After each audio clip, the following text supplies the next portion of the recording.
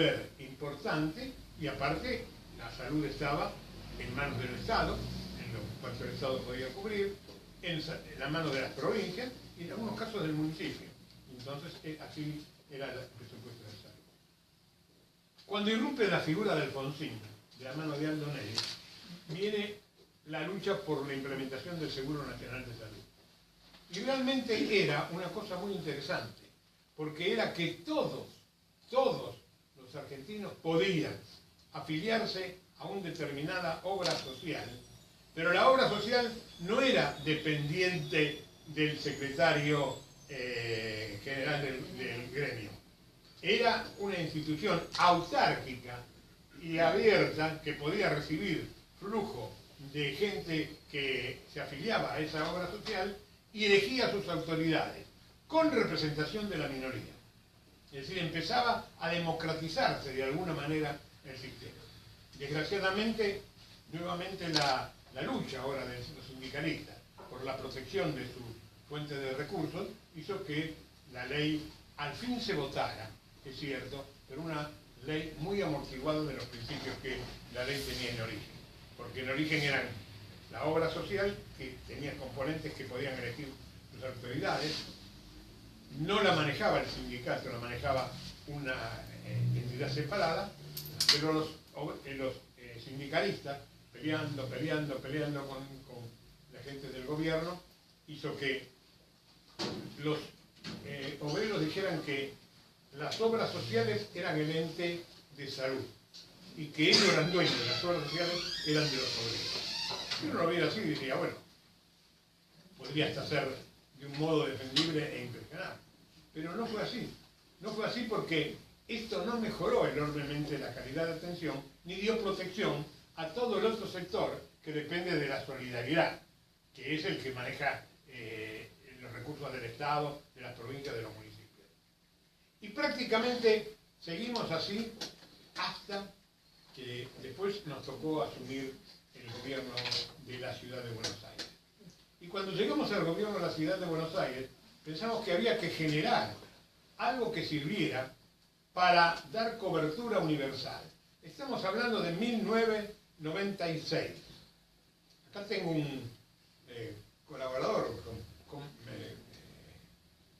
integrante del gabinete de la Rúa, que recién me mencionaba tres cosas que el BID, el Banco Mundial, hacían hincapié como novedad del aporte del gobierno de la Rúa para servir para toda la humanidad.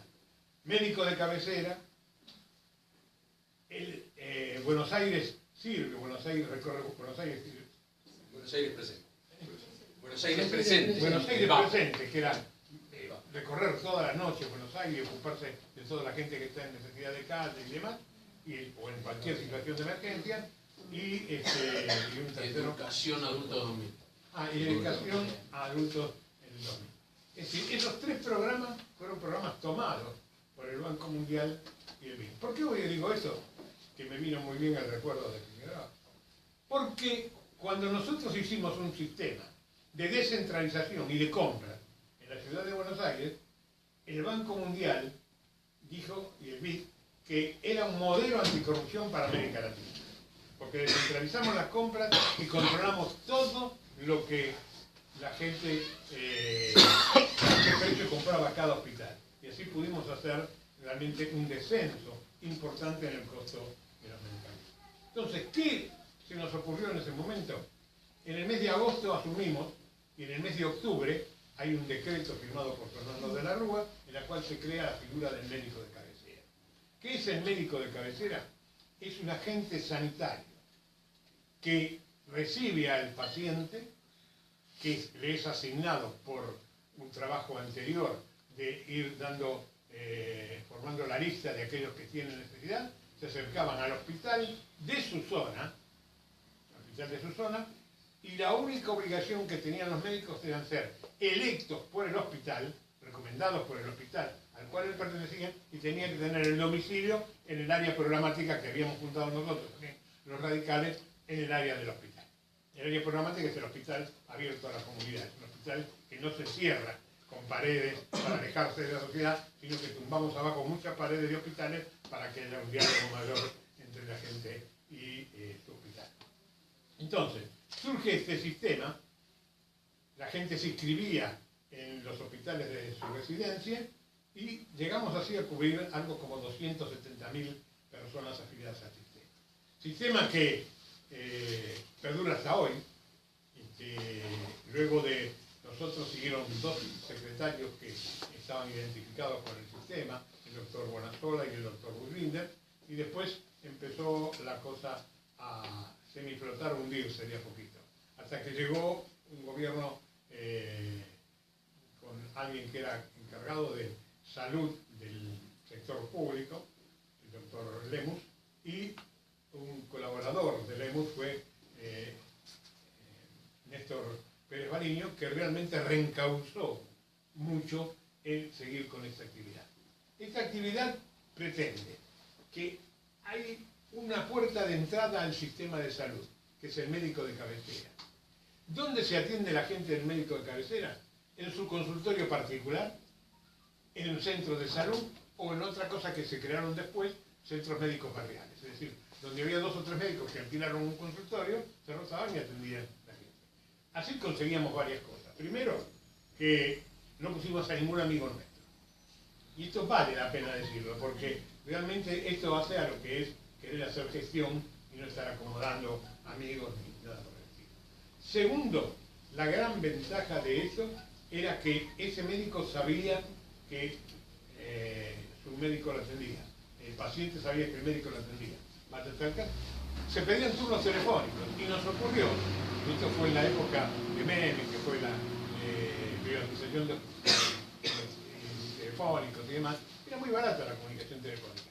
Y nos empezó a ocurrir que los mismos médicos pedían turno, y usted necesita ver a un gastroenterólogo. Entonces llamaban al hospital, necesito un turno para un gastroenterólogo. El miércoles a las 3 de la tarde. ¿Por qué digo el miércoles a las 3 de la tarde? Porque fue realmente la época en que el consultorio vespertino, es decir, el consultorio después de las 12 del mediodía, empezó a funcionar porque había mucha gente que tenía este sistema y iba a ver las especialidades derivadas por su médico o iba al hospital, pero era atendido así. Por eso estimulábamos el hospital. Y le dábamos al médico una integridad de dependencia de un sueldo que tenía por ser médico de la carrera hospitalaria y otra por ser médico de cabecera. No sirvió mucho la auditoría que fueron surgiendo porque a veces ustedes saben que uno hace las actividades y por ahí no tienen el éxito deseado, pero empezaron a aparecer, porque uno habla de médicos de cabecera y muchos nos hablan del PAMI. No es así, no tiene nada que ver con lo que pasó con el PAMI. El PAMI tiene unos papeles para pedir análisis, entonces los médicos marcan y mandaban a hacer análisis. Esto pasó en la ciudad de Buenos Aires. Pero los bioquímicos que vieron recargado enormemente su trabajo, y no nos dijeron, no puede ser. Y iban a agarrar al médico que era de su propio hospital y le decíamos, sí, mande. Decime, ¿qué estás buscando en este paciente? Entonces, no, estoy viendo, no estás viendo nada, este paciente ni lo revisaste. Porque uno que es médico se da cuenta de lo que pide el médico y qué orientación tiene de diagnóstico. Ni lo revisaste. Y entonces, eso hace que, de alguna manera, este control de auditoría que surgió de los bioquímicos nos sirvió para mejorar muchísimo, enormemente, la calidad prestacional. Entonces, cuando alguien entra al sistema, está organizada una red posterior. Nosotros organizamos 27 redes hospitalarias de atención. Es decir, donde teníamos los lugares de servicio de cada una, con red que tenía un hospital central de cabecera y después se realizaba. Entonces, ese paciente entraba en el circuito y se lo atendía hasta el final, hasta la alta complejidad. Esto es simplemente, ¿responde a qué? A la atención universal, a la cobertura universal. Valga decir que para la Organización Mundial de la Salud, esta década que estamos viviendo, es la década de la cobertura universal. Esto fue hace 20 y pico de años, por lo cual habíamos avisorado que realmente lo importante era centralizar a las personas. Y esto fue lo que intentó hacer Oñatibia y lo que después intentó hacer Neri con Alfonsín y después de la Rúa implementó haciendo ese sentido de servicio. Es decir, esto es la solución a un problema, no es la solución a todos los problemas. Pero aquí apuntamos a tener un sistema de salud para los que no tienen cobertura formal. Es decir, ¿quiénes son estos? 10% en la Argentina tienen un prepago o un privado. Lo pagan ellos. 50% tienen seguridad social, es decir, tienen obras sociales, o el PAMI, o algunas obras sociales de policía, de ejército, y demás, Fuerzas Armadas, que realmente tienen ese 50%. Y el resto no tiene cobertura. Cuando le pasa algo no saben a dónde ir. Lo que nosotros queremos es poner un agente sanitario que, trabajando de una manera distinta, vaya a buscar a los pacientes. ¿Cómo lo vaya a buscar? Para decirle que él tiene que seguir una historia clínica. Y él se ocupa no solamente de atenderlo cuando está en necesidad, sino de controlar que él se vaya haciendo todos los estudios. Así surgió el programa médico obligatorio que nosotros reformamos del gobierno anterior, que era un programa que tenía como agregado el médico de cabecera, todo el aspecto preventivo, que las mujeres tenían que hacer cada tiempo un Papa Nicolau, los hombres un examen de próstata, un estudio cardiológico, es decir, un poco era la cosa. Después vino un gobierno, que a veces se llevan flores porque hablan de que hicieron cosas para la salud, y le agregaron una E al PMOE. El PMOE era Programa Médico Obligatorio de Emergencia. Y sacaron todo lo preventivo, que fue lo que estudiamos todos nosotros como esto es importante, y entonces quedaron nada más que una parte asistencial, para comprar medicamentos baratos que no tenían control de calidad y demás. Entonces, hoy lo que estamos defendiendo es la creación de un sistema en nuestro país, que es con la cobertura universal de salud, que es el CUS, que es cubrir a todo el mundo con un médico. Cada aquel que no tiene una obra social formal o no tiene un prepago, va a tener un carnet identificatorio de que él pertenece al sistema del Estado Nacional.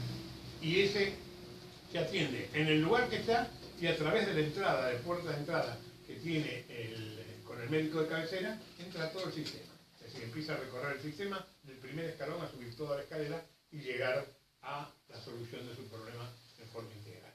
Esto es lo que nosotros entendemos como radicales que debemos defender, porque somos los primeros que nos ocupamos de la atención universal, no de declararlo. Tratamos de hacer cosas para identificar a la gente. Desgraciadamente, como se en los dos casos anteriores, no se pudo hacer por golpe militar y por la presión que hicieron los sindicalistas en el gobierno de Raúl Alfonsín, y entonces tenemos que tratar de encontrar una salida a este problema. Esto lo decimos ¿por qué? ¿Por qué hacemos esta historia? Porque realmente cuando nosotros hablamos, y mucha gente habla de política, dice, no tienen propuestas. ¿Por qué no tenemos propuestas? Tenemos propuestas claras de lo que queremos, tenemos propuestas claras de lo que hay que hacer.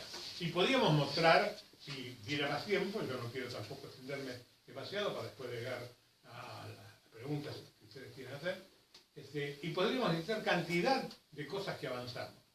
Es decir, erradicamos el sarampión de la Argentina. Nadie lo dice esto. En el año 2001 fue la primera vez que no había sarampión en la Argentina. No tuvimos ningún caso de dengue autóctono, ni en el 2000 ni en el 2001, cuando tuvieron antes y después casos de dengue. El dinero que ahorramos en la compra de medicamentos, que yo decía bajo el sistema que habíamos comprado, que era un modelo anticorrupción, lo usamos en crear becas de investigación.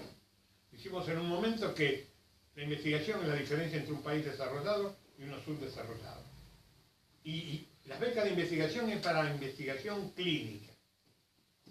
Yo me acuerdo, porque cuando discutimos esto, y con esto termino, hablamos con la gente que era gente de la Academia Nacional de Medicina y de sociedades científicas muy renombradas. No tuvimos un solo cuestionamiento, ni un solo reclamo de que se había alguna alteración. Se sorprendieron los de la Academia de Medicina cuando vieron el listado, porque ese es el listado que hicimos nosotros. Y sí, le dijo el que dirigía eso, que era el profesor Ernesto Podestá. Ese es el que hicieron. No, creíamos que el secretario o el ministro se quedaba con algunos lugares. No. Los que habían salido fueron nombrados. Y con esto cumplíamos una cosa que Stoppani, que fue presidente de la Academia y presidente honorífico de la Academia y profesor de biología en la Facultad de Medicina, dijo, cuando estábamos por largar, es la primera vez en la historia que un Ministerio de Salud da becas para investigación. Esto es lo que tenemos que decir. Esto lo hemos desarrollado, tenemos mucho más elaborado el proyecto, pero realmente creo que esto, como síntesis introductoria, es lo que queremos manifestarle hoy. Gracias.